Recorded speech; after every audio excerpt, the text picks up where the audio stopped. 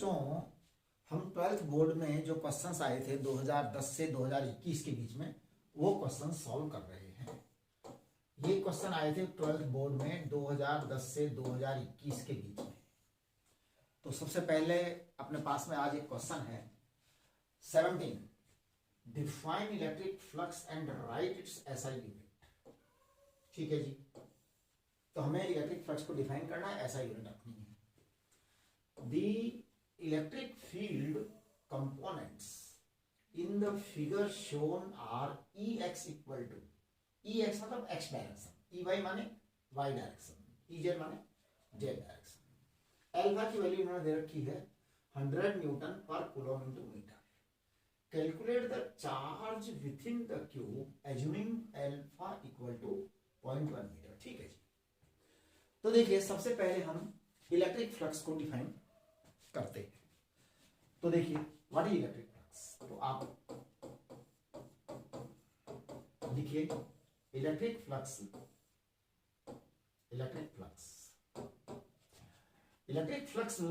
Passing और crossing through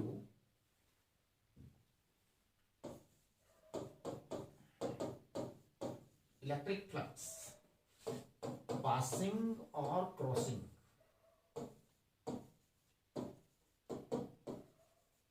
through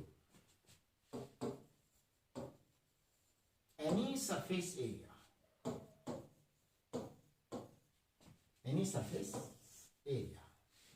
electric flux passing or crossing through any surface area is equal to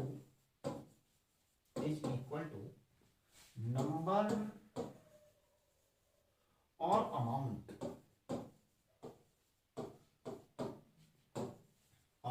electric flux passing or crossing through any surface area is equal to number or amount of electric field lines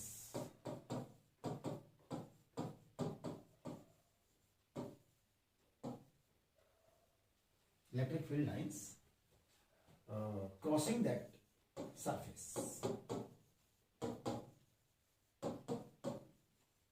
ये एक आपकी philosophical definition कि electric flux passing और crossing through any surface area is equal to number of amount of electric field lines crossing that area, that surface. Okay,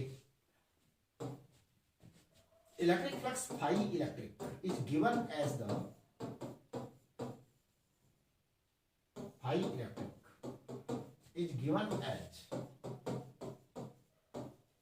बेटा ये आपको दिखाना पड़ेगा क्योंकि मैथमेटिकल बताना बहुत जरूरी है। E vector dot A vector that is equal to E A cos theta. अब आपको यहां पर ये जो चीजें हैं सारी बतानी पड़ेगी। E vector is electric field intensity,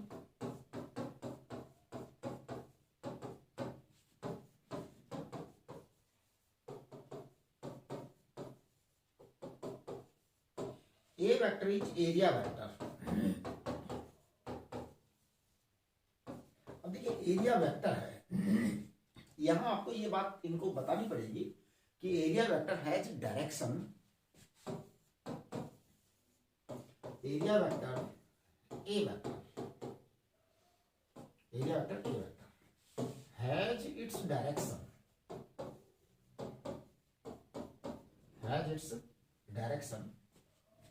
perpendicular to surface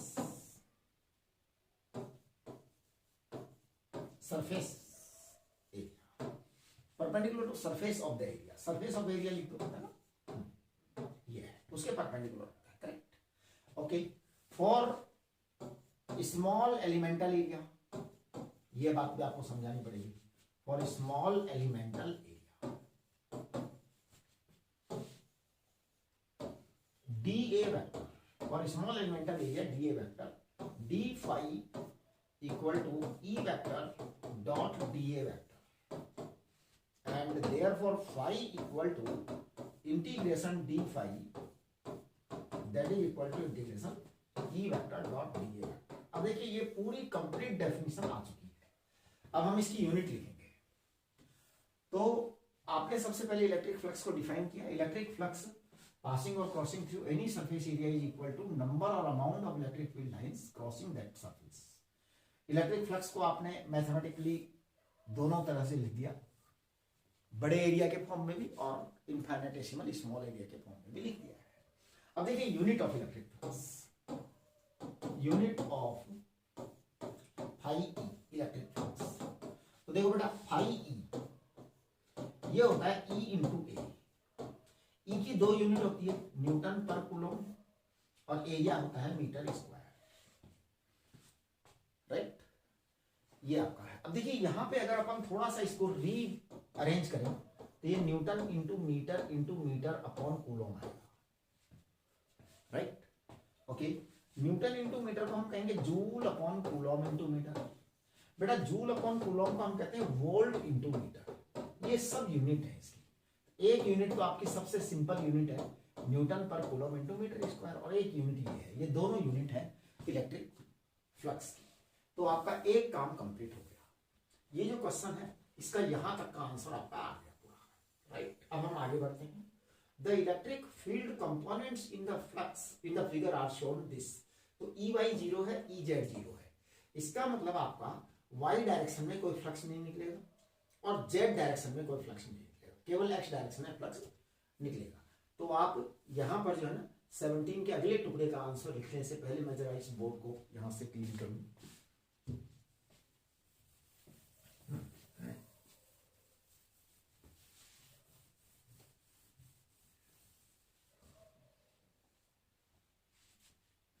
ध्यान दीजिए। Now as per the question,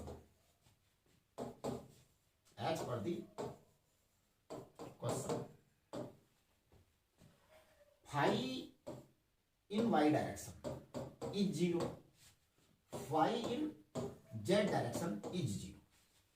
ये तो 0 हो ही गए। हाँ, अब एक्स डायरेक्शन में हम बात करेंगे। देखिए एक्स डायरेक्शन में यहां पर आपका a डिस्टेंस है और यहां पर आपका 2a डिस्टेंस है, राइट। तो आप इस डायग्राम को यहां पे एक बार बना करके और उस डिस्टेंस को जो है ना एक बार मेजर कर देंगे कि भैया ये जो है हमारा क्यूब था, यहां पे कुछ इस तरह से बनाया हुआ है ना। या चलो इसको थोड़ा सा ऐसे बना दो और यहां से ऐसे कर दीजिए, बस रफ बना दो डायग्राम। इसी डायग्राम को वापस बनाओ।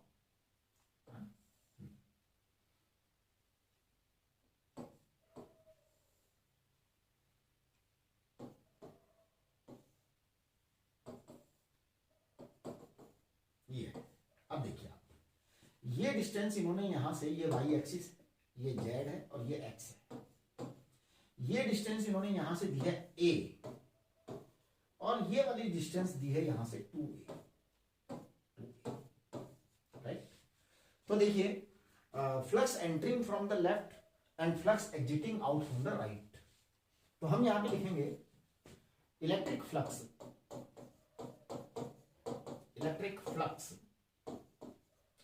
entering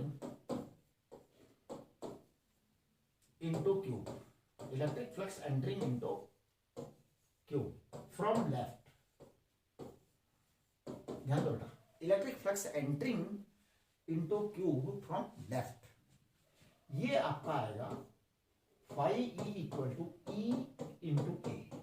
अब आपका जो ई है ना वो बेटा दे रखा है एल्फा, है ना, alpha x into A.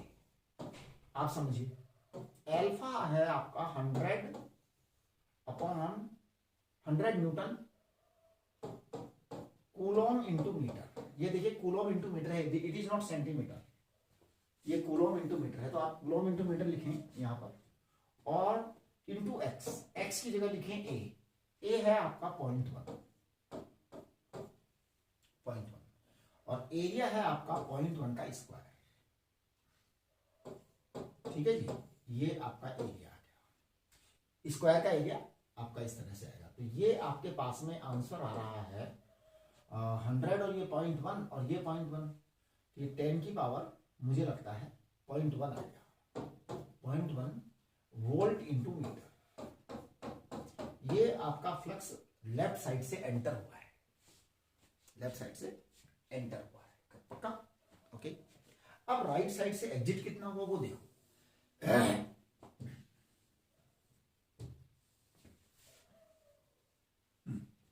Electric flux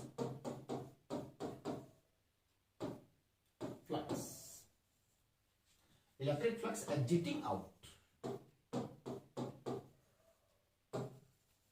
electric flux exiting out from right, electric flux exiting out from right, ये आएगा फाई आउट, ये आएगा वापस से ई है आपका 100/100 न्यूटन कूलम इंटू मीटर, और ये है यहाँ पर आपका x जो है वो है 0.2। ये बड़ी इंपॉर्टेंट बात है, यहाँ का x 0.2 है। आप यहाँ पे ध्यान दीजिए, ये आपकी डिस्टेंस है, ये वाला आपका 2 ये है, a बराबर 0.1 है तो ये 0.2 आ जाएगा, right.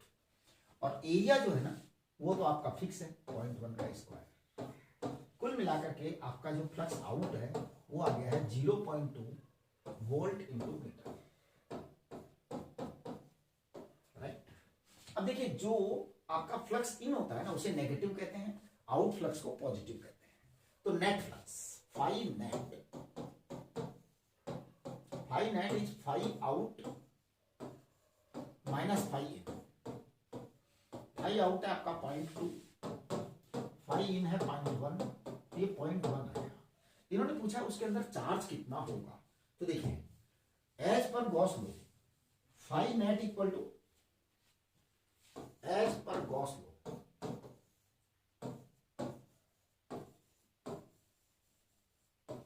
Phi net it is equal to 0.1 and it is equal to q upon epsilon naught, q upon epsilon naught। तो बेटे आपका जो q आया है वो आया है 0.1 इंटू एप्सिलॉन नॉट, 8.85 इंटू 10⁻⁻12।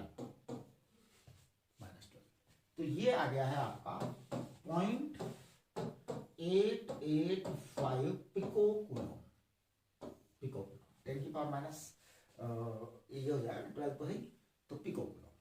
ये आपका आंसर हो गया। तो देखिए कितने आंसर आपके हुए यहाँ पे, क्वेश्चन क्या था और आंसर कहाँ से आ रहे हैं। पहला तो आपका यहाँ पे एक आंसर कम मिटा दिया वो हमने यहाँ तक का, यहाँ हमने कैलकुलेट करना चालू किया। तो calculate the charge within the tube, तो हमने चार्ज को कैलकुलेट करने के लिए एक तो ये इन निकाला, ये इन जो है ना नेगेटिव फ्लक्स होता है, आउट पॉजिटिव फ्लक्स होता है, हमने यहां से ऐसा कैलकुलेशन कर दिया। सो ये हमारा आंसर आ गया, राइट। चलिए अब हम बात करेंगे क्वेश्चन नंबर 18। देखिए क्वेश्चन नंबर 18 जो है ना ये क्या कहता है, 2 infinitely large plane thin sheets having surface charge density sigma 1 and sigma 2 as shown in the figure, write the magnitudes and direction of the net fields in the region marked second and third। अच्छा first में नहीं लिखना क्या, इन्होंने कहा write the magnitude and directions of the net fields in the region second and third, मतलब first में नहीं लिखना, फर्स्ट में नहीं लिखना। देखिए सवाल वाला फर्स्ट में नहीं पूछ रहा कि फर्स्ट में आपको करना है कि नहीं करना, लेकिन मैं आपको फर्स्ट का भी बता देता हूँ, सेकंड का बता देता हूँ, थर्ड का बता देता हूँ, राइट। क्योंकि हो सकता है अब पूछ लेने। एक्चुअल में देखिए एक तो बोर्ड में क्वेश्चन रिपीट होकर के आते हैं, इसका पता यहां से भी लग जाता है आपको। इसी तरह का एक क्वेश्चन हम अपने पिछले लेक्चर में कर चुके हैं, लेकिन वहां क्या था, वहां एक प्लेट पर प्लस चार्ज था सिग्मा और दूसरी प्लेट पर -2 सिग्मा था, याद करो पिछले लेक्चर का क्वेश्चन है, राइट। चलिए तो अब हम यहां पर आगे बढ़ते हैं कि मैं इसका डायग्राम बना रहा हूं। क्वेश्चन नंबर 18, एक प्लेट है बेटा, इसका चार्ज है प्लस सिग्मा 1, दूसरी प्लेट है इसका चार्ज है प्लस सिग्मा 2, दोनों पॉजिटिव चार्ज हैं क्योंकि इन्होंने कुछ डायरेक्शन वगैरह दे रखा है, इन्होंने पॉजिटिव लिख रखा है, राइट। अब आप देखिए ये कह रहे हैं सिग्मा 1 ग्रेटर देन सिग्मा 2 है, इन्होंने ये लाइन बोल दी है यहाँ पे कि सिग्मा 1 बड़ा है और सिग्मा 2 छोटा है, ठीक है ना। अब इलेक्ट्रिक फील्ड की डेफिनेशन क्या होती है, electric field intensity is what, electric field intensity is force on unit positive charge. बेटा ये इलेक्ट्रिक फील्ड इंटेंसिटी होती है, force on unit positive charge. ये इलेक्ट्रिक फील्ड इंटेंसिटी होती है। अब हम क्या करेंगे, यहां पर एक टेस्ट चार्ज रखेंगे। यहां पे आप यूनिट पॉजिटिव टेस्ट चार्ज भी लिख सकते हो, एक वर्ड लिख सकते हो टेस्ट चार्ज। यहां पर हम एक यूनिट पॉजिटिव चार्ज रखेंगे, यहां पर यूनिट पॉजिटिव चार्ज रखेंगे, यहां पर यूनिट पॉजिटिव चार्ज रखेंगे। फिर देखते हैं क्या होता है। ये पॉजिटिव है, ये इसको रिपेल करेगा, तो मैं कहूंगा इट इज E1। वो पॉजिटिव भी इसको रिपेल करेगा, तो मैं कहूंगा it is E2। Correct, okay. तो देखिए लेफ्ट साइड का इन्होंने पूछा नहीं है, एरिया इन्होंने रीजन दे रखा है फर्स्ट। तो देखिए इन फर्स्ट रीजन मैं फर्स्ट रीजन का जवाब दे रहा हूं। फर्स्ट रीजन में बेटा E आएगा, E1 plus E2, E1 plus E2 है ना। E1 प्लस E2 को मैं कहूंगा sigma 1 upon 2 epsilon not plus sigma 2 upon 2 epsilon not. कुल मिलाकर के ये आ जाएगा आपका 1 upon 2 epsilon naught sigma 1 plus sigma 2। इसकी डायरेक्शन भी मैं लिखने जा रहा हूं, तो अब आप यहां ई वेक्टर लिखें। क्या लिखें यहां पे? ई वेक्टर लिखें। तो देखो बेटा,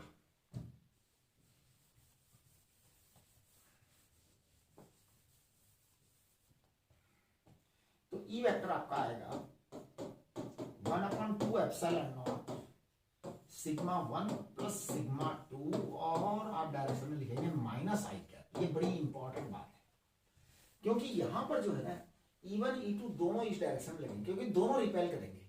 पॉजिटिव चार्ज, दोनों पॉजिटिव चार्ज है, ये भी पॉजिटिव है और वो भी पॉजिटिव है, तो बेटा दोनों रिपेल ही करेंगे, अट्रैक्ट कोई करने वाला है नहीं। अब हम आ जाते हैं सेकंड रीजन में। This was the region first and this is the region second. Second region में ये यूनिट पॉजिटिव चार्ज जो है उसको E1 रिपेल करेगा इधर और E2 इधर रिपेल करेगा, और इन्होंने कहा है सिग्मा 1 ग्रेटर है, यानी कि effect of 1 will be greater. तो देखिए सेकंड रीजन की बात कर रहे हैं हम। Second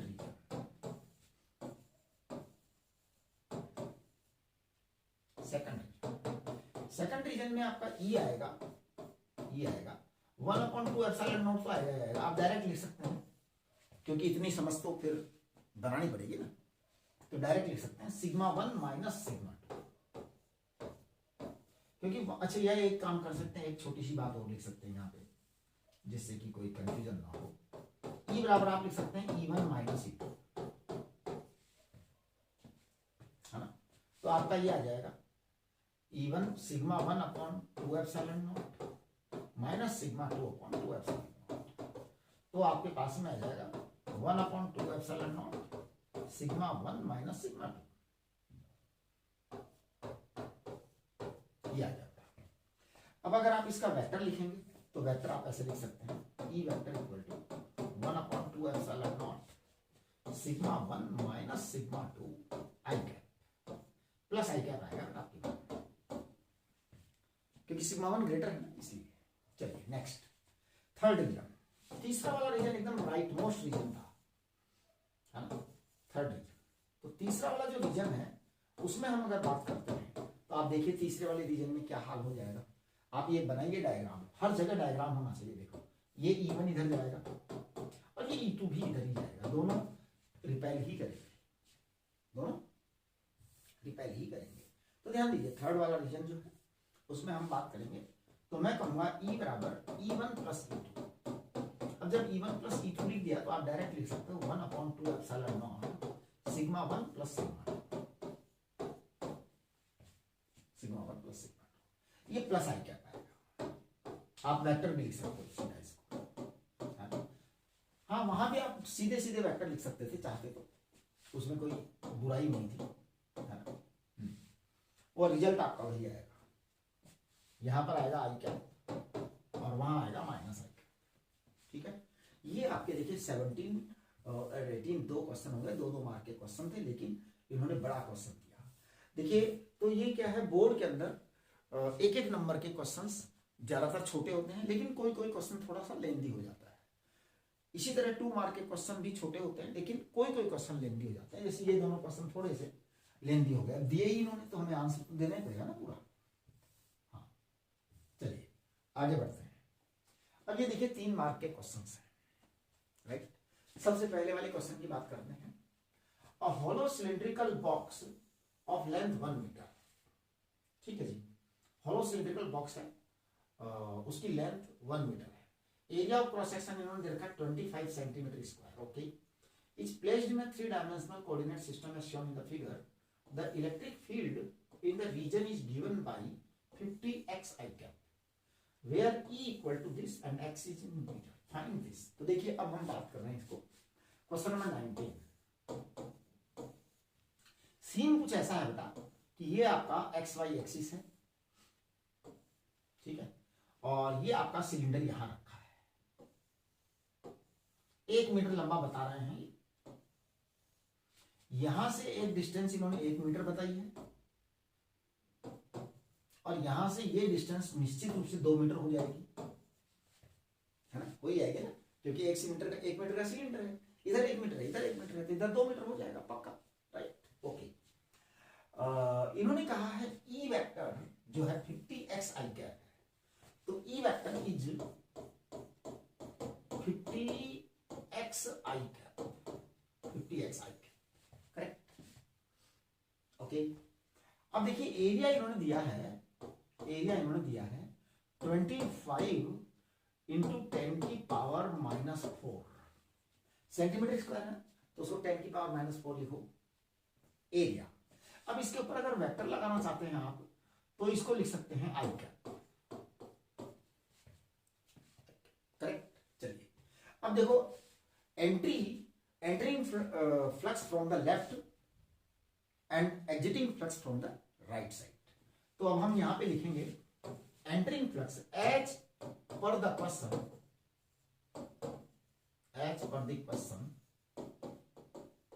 entering flux, entering electric flux, entering electric flux from left side, ये एंटरिंग है बेटा, entering flux from the left side,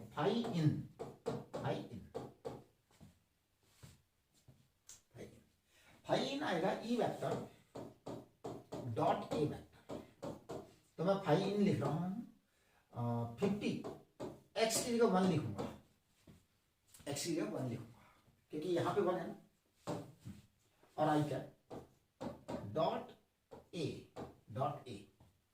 को क्या लिखूंगा 25 इंटू 10 की पावर -4 आई कैप। कुल मिलाकर के ये रिजल्ट ये आने वाला है, ये आ जाएगा शायद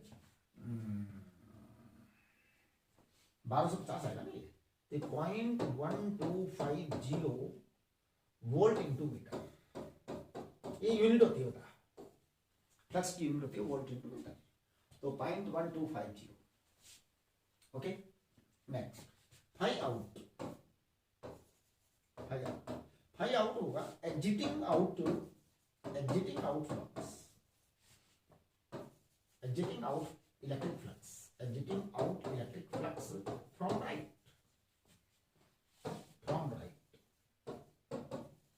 right side, exiting out electric flux from right side, exiting out electric flux कितना होगा राइट साइड से, देखिए ई वेक्टर डॉट ए वेक्टर,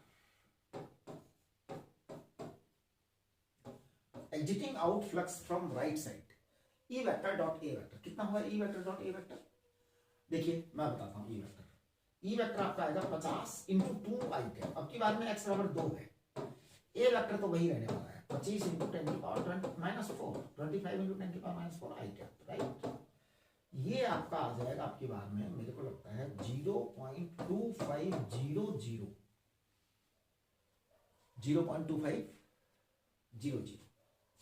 है ना, वोल्ट इंटू मीटर।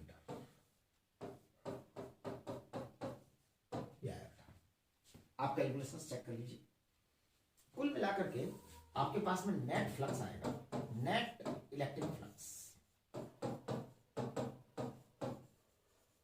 इसको कहेंगे फाई आउट माइनस फाई इन।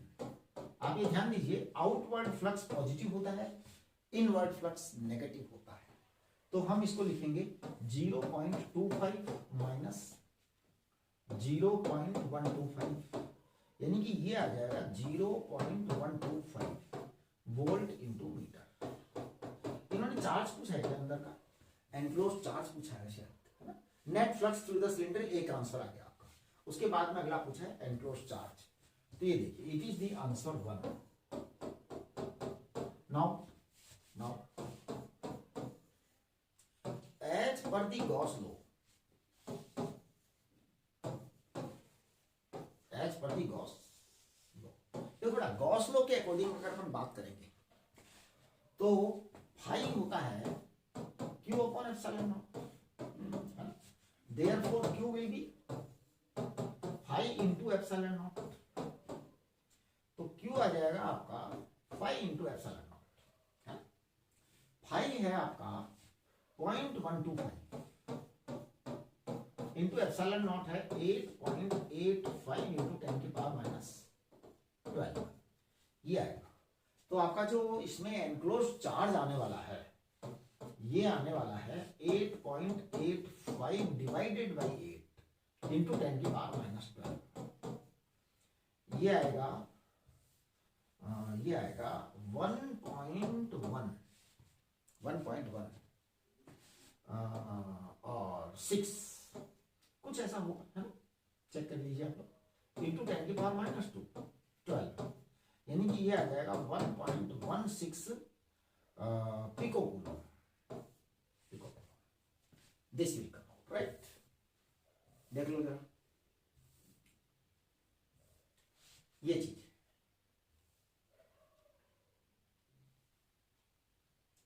आगे देखिए आप अगला सवाल, यहां तक का आपका ये क्वेश्चन सॉल्व हो गया। अब हम अगला सवाल करेंगे स्टेट गॉस लॉ। तो देखिए क्वेश्चन नंबर 20 जो है ना ये लेंथी क्वेश्चन है और ये 3 मार्क का दे दिया इन्होंने। अच्छा ये क्या करते हैं कभी कभी कि जो है ना बड़े क्वेश्चन जो होते हैं ना 5 मार्क के, उसमें 2-3 छोटे क्वेश्चन मिला करके 5 मार्क का बढ़ा देते हैं। तो ये थोड़ा सा कभी कभी बोर्ड के अंदर जो है मार्किंग का जो डिस्ट्रीब्यूशन होता है वो प्रॉपर नहीं होता। कि सवाल तो उन्होंने दे दिया 1 नंबर का, लेकिन अब आंसर अगर बड़ा बन रहा है तो क्या करेगा बच्चा, कंप्लीट तो लिखेगा ही ना। कंप्लीट नहीं लिखेगा तो वो वैसे मार्क्स काट लेगा टीचर, ठीक है ना। तो इसलिए उसको कंप्लीट लिखा जाता है हमेशा, कभी भी टुकड़े में नहीं लिखा जाता। स्टेट गॉस लॉ, अब हम सबसे पहले गॉस लॉ लिखेंगे क्या होता है गॉस लॉ, उसके बाद में सेकंड वाला ऑप्शन करेंगे। सेकंड वाला क्या है, इसके अंदर सेकंड टुकड़ा है a thin straight infinitely long conducting wire of linear charge density lambda is enclosed by a cylindrical surface of radius r and length l, its axis coinciding with the length of the wire. Okay, obtain the expression for the electric field indicating its direction at a point on the surface of the cylinder. Correct. तो चलिए अब हम बात करते हैं यहाँ पे सबसे पहले गॉस लॉ, क्वेश्चन नंबर 20 है ना, ये 20 क्वेश्चन है गॉस लॉ। देखिए what Gauss law states,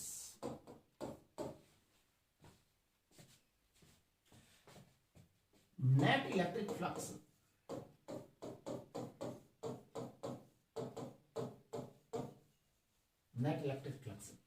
emerging out, net electric flux emerging out, net electric flux emerging out from the net electric flux emerging out from the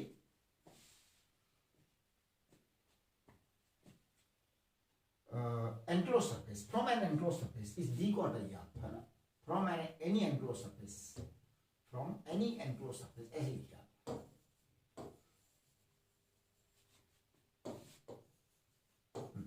ये है Gauss law, net electric flux emerging out from any enclosed surface, any enclosed surface will be equal to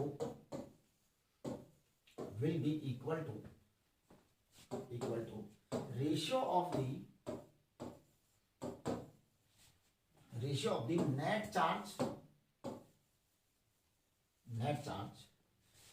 enclosed within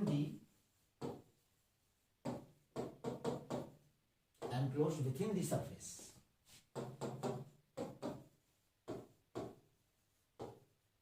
ध्यान दो, net electric flux emerging out from any enclosed surface will be equal to ratio of the net charge enclosed with the surface, within the surface, and electrical permittivity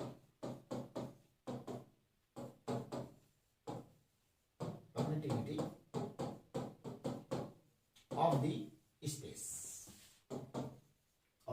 जो भी वहां पे space है ना, space में air हो सकता है, कोई मटेरियल हो सकता है, कुछ हो सकता है, तो दैट इज फाई ई। अब देखिए फाई इलेक्ट्रिक को हम टेक्निकली कहते हैं integral E vector dot D A vector. आपका जो ये गॉस लो है वो है क्यू अपॉन एप्सिलॉन, राइट, ये आपका गॉस लो है, राइट। चलिए अब हम बात करेंगे सेकेंड। तो सेकेंड जो पार्ट है वो थोड़ा सा न्यूमेरिकल है, मतलब वो सॉरी डेरिवेशन है एक तरह से। तो हम इसको कंप्लीट डेरिवेशन करेंगे सेकेंड पार्ट का, और ये बहुत ही इंपॉर्टेंट है, कभी भी आ सकता है एग्जाम में।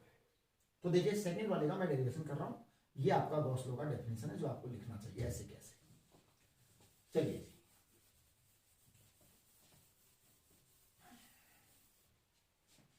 तो एक straight infinite long wire consider करेंगे, ठीक है। तो आप straight infinite long wire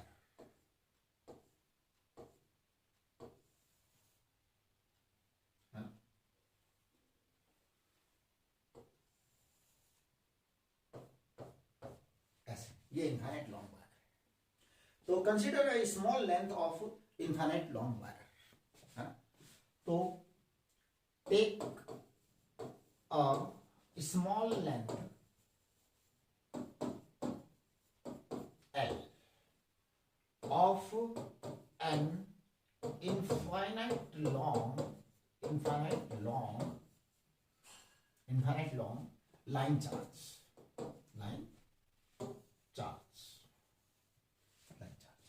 as shown। तो देखो ये आपका पॉजिटिव चार्ज है, लाइन चार्ज है। इसकी ये वाली लेंथ मान लीजिए L है, ये वाली लेंथ मान लीजिए L है, वो इनफाइनाइट शो कर रहे हैं, डॉटेड लाइन शो कर रहे हैं इनफाइनाइट को। अब मैं यहां से R रेडियस का एक सिलेंडर बना रहा हूं,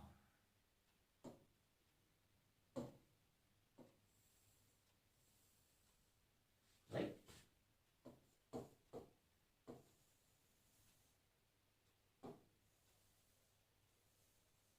ये थोड़ा सा मुझे लगता है गड़बड़ हो गया।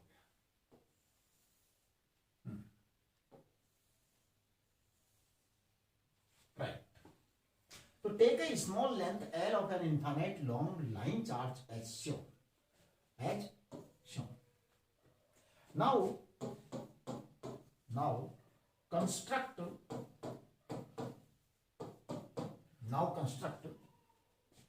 थोड़ी सी यहां पे जगह छोड़ दो क्योंकि हम डायग्राम बनाएंगे ना। तो now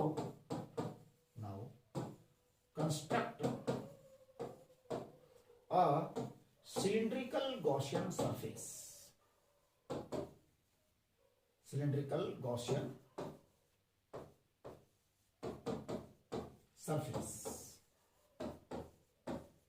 of radius R, length L, radius R and length L। देखो ना, इसकी रेडियस R है, तो ये डिस्टेंस हमारे लिए R है, ये डिस्टेंस हमारे लिए R है। अब एक बहुत ही ऑब्वियस सी बात है कि इसमें एनक्लोज चार्ज कितना आ जाएगा, है ना। Now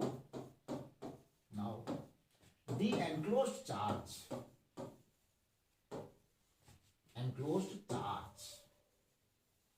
Q in is lambda L, क्योंकि लैम्डा इन्होंने लीनियर चार्ज डेंसिटी दे रखी है ना। तो lambda is linear charge density.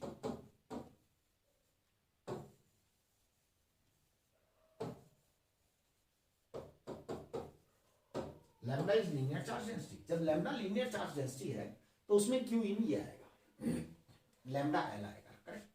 अब जब अपने पास में ये चीज आ गई है तो अब देखिए आप आगे क्या होने वाला है।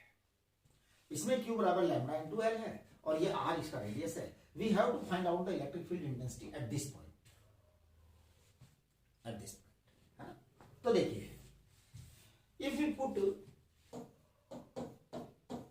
if we put a unit test charge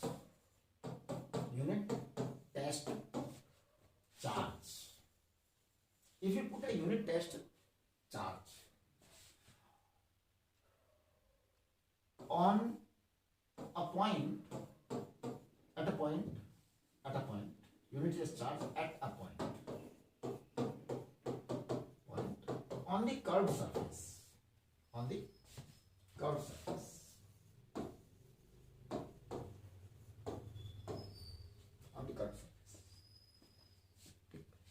if you put a unit positive test charge at a point on the curved surface and also at two plane ends of cylinder, the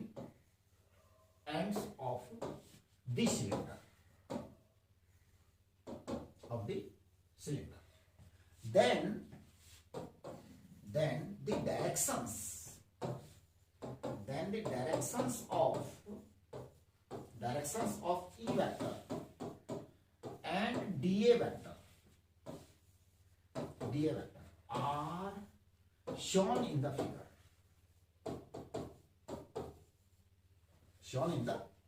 देखो एक बड़ी ही important बात है, ये directions आपको बतानी ही पड़ेंगी। अगर आप नहीं बताते तो आपको नंबर नहीं मिलेंगे। देखिए डायरेक्शंस कैसे बताई जाती है। ये आपका कर्व सरफेस है, तो यहां पर आपने एक यूनिट पॉजिटिव चार्ज रखा। अब आप समझने की कोशिश करो, ये पूरा इनफाइनाइट वायर है, कितना लंबाई? इनफाइनाइट। और कैसा चार्ज है? पॉजिटिव चार्ज है।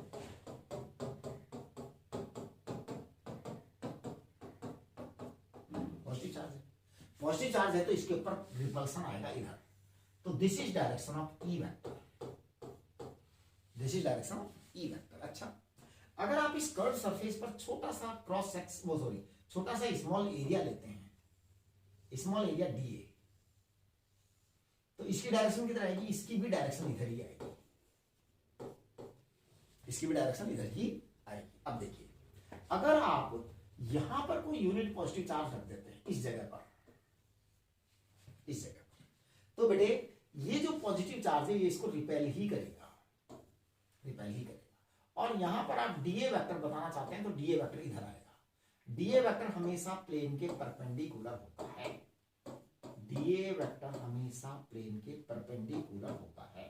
अगर आपने यहां रखा तो ये इधर आएगा।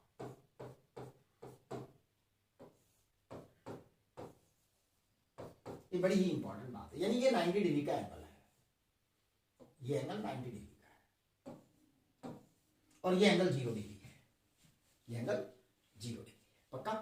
अब इतना अगर आप कर चुके हो ना, तो बस अब आपका सवाल सॉल्व होने में बहुत ही आसान काम हो गया। ये सब आपने कर दिया, आपने वहां पे लिख दिया कि शोन इन द फिगर। अब देखिए, now as per Gauss law,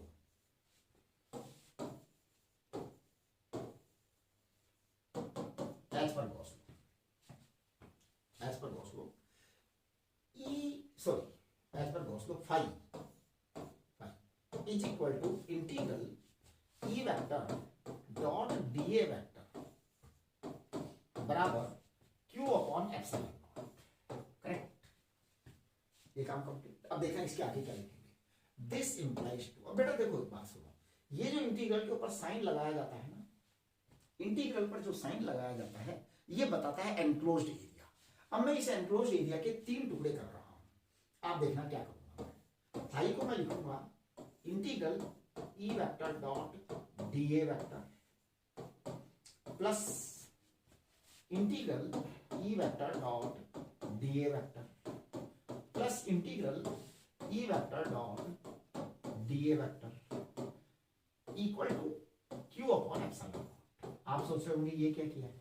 देखो इसमें बड़ी इंपॉर्टेंट बात है।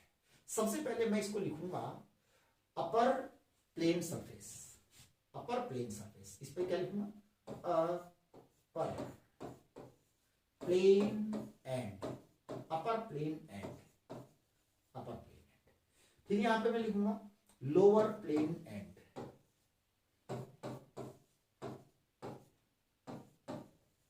ठीक है, यहां लिखूंगा कर्व्ड सरफेस, कर्व्ड सरफेस। बच्चों मैंने ये जो सिलेंडर था ना, इसके 3 टुकड़े कर दिए। एक तो कर्व्ड सरफेस ये वाला लिया, कर्व्ड सरफेस ये वाला लिया। एक ऊपर वाला प्लेन सरफेस ये लिया, एक नीचे वाला प्लेन सरफेस ये लिया। करेक्ट। अब आप देखेंगे कि यहां आगे का स्टेप मैं क्या लेने जा रहा हूं। तो देखिए आगे क्या होने वाला है। आगे ये होने वाला है कि फाई इक्वल टू मैं लिखूंगा integral E D A cos 90, cos 90। यहां पे आप वही लिखेंगे वापस से, जिससे उसको चेक करने वाले को पता लग जाए कि आप कर क्या रहे हैं। है ना बेटा, आप जो जो कार्यक्रम करते हैं ना, वो सब उसको समझ में आना चाहिए। अगर समझ में नहीं आएगा तो आपको उतना फायदा नहीं देगा वो। और ये है lower plane end, lower plane end, और ये है plus E D A cos 0 degree, cos 0 degree, और यह है कर्व्ड सरफेस। इसे हम वही बात लिखेंगे वापस, Q upon epsilon not. Q upon epsilon not को आप चाहो तो lambda L upon epsilon not लिख सकते हो, कि क्यू बराबर लैम्डा एल आपने पहले ही डिसाइड कर दिया है, you have decided already queue बराबर लैम्डा एल, तो आप लिख दीजिए यहाँ पे, है ना। चलिए अब देखिए आप क्या होने वाला है। अब होगा आपका ये फाई बराबर 0 प्लस 0 प्लस ई को आप बाहर निकाल सकते हैं, और ये डीए है कर्व सरफेस का, कर्व सरफेस। क्योंकि cos 90 0 होता है, cos 0 1 होता है, तो आप लिख देंगे lambda L upon epsilon naught. ठीक है, और E इक्वल टू आपका इंटीग्रेशन डीए आएगा, तो ये आएगा 2 pi R L, 2 pi are. ठीक है, इसे लिखेंगे आप lambda L upon epsilon not. यहां थोड़ा सा अगर आप चाहें तो अगले व्यक्ति को साइड में समझा सकते हैं, है ना। क्या समझा सकते हैं? E at all points of curved surface,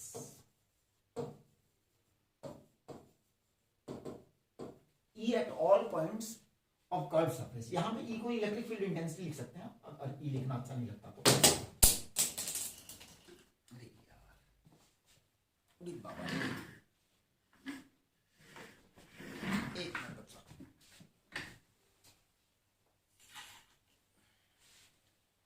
आप यहां पे E को लिख सकते हैं electric field intensity at all points of curved surface is same in magnitude,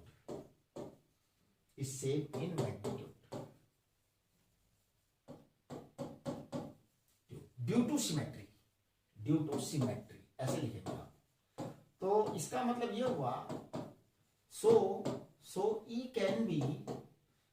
E can be taken out from integration, E can be taken out from integral। ये बात अगर आप लिखते हैं ना तो उसको समझ में आएगा कि आपको बातें पता है। Electric field intensity at all points of the curved surface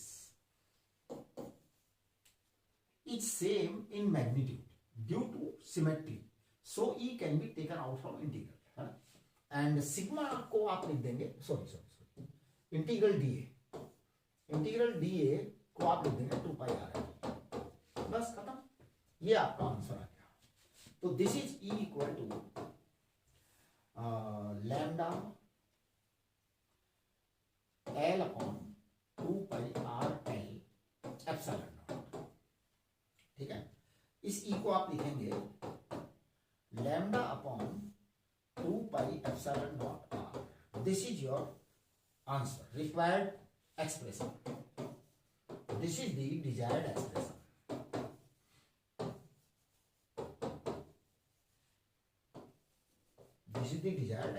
अब आप बात को समझिए, ये आपका डिजायर्ड एक्सप्रेशन है। इसको वेक्टर फॉर्म में आप ऐसा लिख सकते हैं, in vector form, in vector form. देखिए वेक्टर फॉर्म में क्या लिखेंगे, वेक्टर फॉर्म में आप लिखेंगे ई वेक्टर बराबर lambda upon 2 pi epsilon naught R. यहां पर आप लिखेंगे आर कैप, ये यूनिट वेक्टर लिखेंगे क्योंकि इसकी जो डायरेक्शन होगी ना वो रेडियल लाइन पर होगी बेटा हमेशा। तो आप देखिए आपका ये जो है क्वेश्चन पूरी तरह से आंसर किया जा चुका है, और अगर आप ऐसा लिखेंगे तो वो जो टीचर है चेक करने वाला वो आपको 100% नंबर देने के लिए मजबूर हो जाएगा। मतलब वो सोच ही नहीं पाएगा कहां से नंबर काटे, है ना, और नंबर काटने की बात ही नहीं कर सकता वो, क्योंकि एक एक चीज लिख दी गई है ना। चलिए नेक्स्ट अगला सवाल देखिए। अगला सवाल फिर से वही आ गया, state Gauss law in electrostatics, जो कि अभी अभी हमने लिखा है। देखो अभी थोड़ी देर पहले हमने पिछले क्वेश्चन में गॉस लॉ को लिखा था, है ना, हो सकता है मिटा दिया हो लिखने के बाद में, हाँ मिटा दिया। तो गॉस लॉ जो है हम लिख चुके थे, वही आपको दोबारा लिखना है, ठीक है। State Gauss law in electrostatics, a cube with side A is kept in an electric field given by this, okay, I cap as shown in the figure. C is the positive dimensional constant. Find out the electric flux through the cube, net charge inside the cube. देखिए ये सवाल वापस से वही सवाल आ गया है, वापस से वही सवाल आ गया है। कौन सा सवाल, जो शायद पिछला वाला था क्या, नहीं उससे पिछला वाला, उससे पिछला वाला, बस यही सवाल है वापस से एग्जैक्ट। बस यहाँ पे अब थोड़ा सा इन्होंने डेटा दिया था, वहां डेटा नहीं दिया है, यानी ये वैल्यू दे दी थी, वहां पे वैल्यू नहीं दी है, यहाँ पे ए दिया है पूरा का पूरा वही सवाल वापस से। तो देखिए मैं इसको एक बार वापस से कर देता हूं क्योंकि इसमें डेटा नहीं है, आपको ए वैल्यू दे रखी है। तो देखिए क्या करेंगे हम इसमें, पॉजिटिव डायमेंशनल कांस्टेंट हम फाइंड आउट करेंगे electric flux through the cube, ठीक है जी। तो question number 21 as per question E Y is 0, E Z is 0, E X direction वाला दे रखा है ना, वो दे रखा है सी एक्स आई कैप, ये आपको गिवन है, राइट, ओके। अब आप देखिए entry of the flux, entry of the electric flux, entry of the electric flux, entry of the electric flux at left side, left side से बेटा इलेक्ट्रिक फ्लक्स एंट्री करेगा, है ना, इलेक्ट्रिक फ्लक्स एंट्री करेगा। ये आई कैप दे रखा है इसलिए इसकी कोई जरूरत नहीं है, ये जो बनाया ना उन्होंने इसकी कोई नीड नहीं है, दैट इज अननेसेसरी, वो सब अननेसेसरी, उसकी कोई जरूरत नहीं है क्योंकि उन्होंने आई कैप लिख दिया वहां पे, तो बस हमारे लिए तो सब सफिशिएंट है। Entry of the flux at left side, हम इसको लिखेंगे फाई इन, गोइंग इन को हम कहेंगे ई वेक्टर डॉट ए वेक्टर। देखना ई वेक्टर को मैं लिखूंगा सी एक्स आई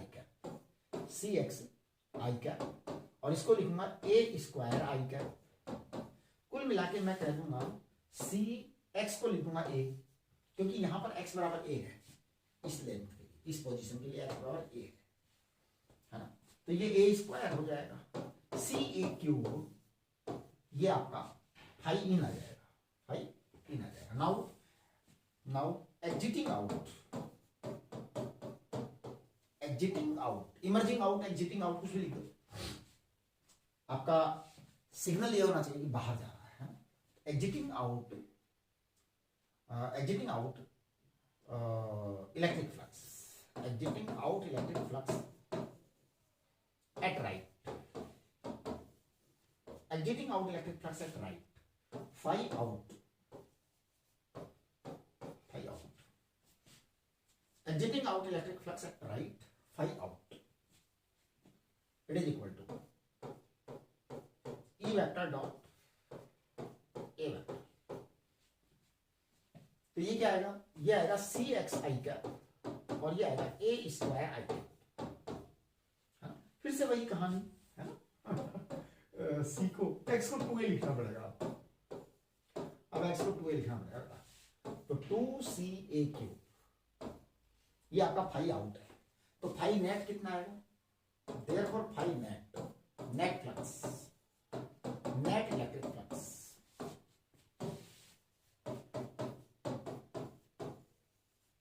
बेटे फाई आउट को हम पॉजिटिव लेते हैं, फाई इन को हम नेगेटिव लेते हैं, तो ये आ जाएगा twice C A cube minus C A cube, कुल मिला के ये सी ए क्यूब नेट आ गया। This is your one answer, answer one. ठीक है, नाउ आंसर वन के बाद नाउ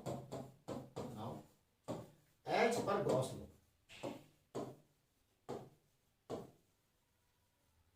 एच पर गॉस लो, गॉस लो के अकॉर्डिंग क्या आएगा, गॉस लो के अकॉर्डिंग फाई नेट आ जाएगा, फाई नेट आ जाएगा C A cube, C A cube, it is equal to Q upon epsilon naught, therefore q will be epsilon naught C A cube. This is your answer second. कुल मिलाकर आपके ये दोनों सवालों के आंसर आ चुके हैं। ठीक है, चलिए नेक्स्ट, अगला सवाल है, using Gauss law obtain the expression for the electric field due to uniformly charged spherical cell of radius r at a point outside the cell. Draw a graph showing this. देखो ये तो सवाल बड़ा 3 number का question तो है, लेकिन बड़ा छोटा सवाल दे दिया है। इस तरह से ये लोग कर देते हैं बोर्ड में। अब जैसे ये सवाल बड़ा छोटा सा दे दिया है ना, obtain the expression for the electric field due to uniformly charged spherical cell।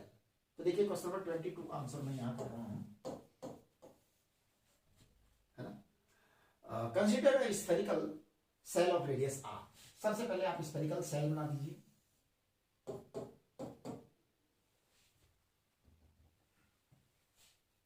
ध्यान दीजिए, स्फेरिकल सेल, चार्ज इसके ऊपर होगा बेटा बाहर, केवल सरफेस पर होगा चार्ज, है ना। तो देखिए in figure a spherical charged cell of radius r, capital R. In figure, a spherical charged cell of radius capital R is shown। तो देखिए ये आपने यहां से शो कर दिया इसको, ये स्मॉल r इसकी रेडियस है, correct, outside. Now we have to find the electric field, we have to find the electric field intensity, we have to find the electric field intensity,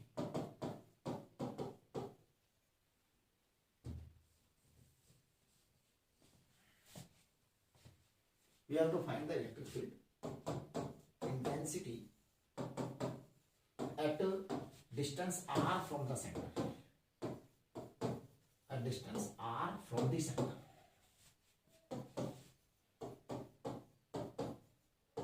Okay, so for this purpose, what purpose, for this purpose जो हमने कहा, for this purpose we construct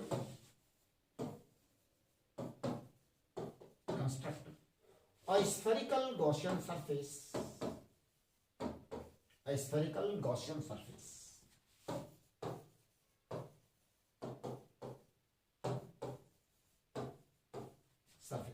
of radius small r। So for this purpose we construct a spherical Gaussian surface of radius small r, greater than capital R, है ना। आप यहां पे लिखेंगे small r greater than capital R, to enclose the charged cell, charge cell को enclose करेंगे जी हम। तो देखिए मैं कर रहा हूं इसको, गॉसियन सरफेस कंस्ट्रक्ट कर रहा हूं, स्मॉल r रेडियस का, ऐसे करिए, right, okay. Now as per Gauss Gauss law क्या कहता है बेटा? गॉस लॉ कहता है phi equal to integration E vector dot D A vector. यहां पे फाई लिखेंगे, राइट। यहां आप एक छोटा सा डायग्राम बना देंगे। देखिए इस बात का बड़ा महत्व है, आप इसको अगर इग्नोर करेंगे ना तो नुकसान होंगे। आप यहाँ यूनिट पॉजिटिव चार्ज रखेंगे, ई वेक्टर इधर दिखाएंगे, फिर यहाँ पर आप एक डीए वेक्टर लिखेंगे और डीए वेक्टर इधर दिखाएंगे। आप इसको कहीं भी बना सकते हैं, जैसे कोई जरूरी नहीं आप इसी जगह बनाएं, आप यहां भी बना सकते हैं। ई वेक्टर आप यहां दिखा सकते हैं और डीए वेक्टर आप यहां दिखा सकते हैं, ऐसा कोई दिक्कत नहीं है। लेकिन ये आपको बताना पड़ेगा कि angle between E vector and DA vector is 0। Angle between E vector and DA vector is 0, ये आपको बताना पड़ेगा। अगर आप ये नहीं बताते हैं तो आपका क्वेश्चन इनकम्प्लीट कहा जाएगा, नंबर नहीं मिलेंगे, मतलब वो नंबर काट लेगा एक आधा। तो integration E D A cos 0 it is equal to E बाहर निकाल दीजिए इंटीग्रेशन डी ए, राइट। तो देखिए अब सवाल ये उठता है ई को बाहर क्यों निकाला गया, ये भी आप यहां पे बता सकते हो उसको एक ब्रैकेट बना करके अलग से साइड में। तो देखिए due to symmetry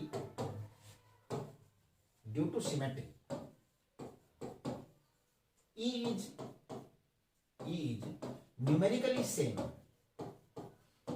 is numerically same at all points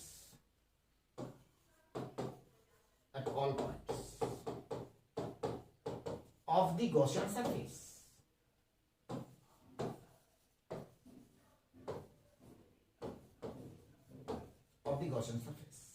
तो देखिए, so E has been taken out from the integral. So E is taken out from integral.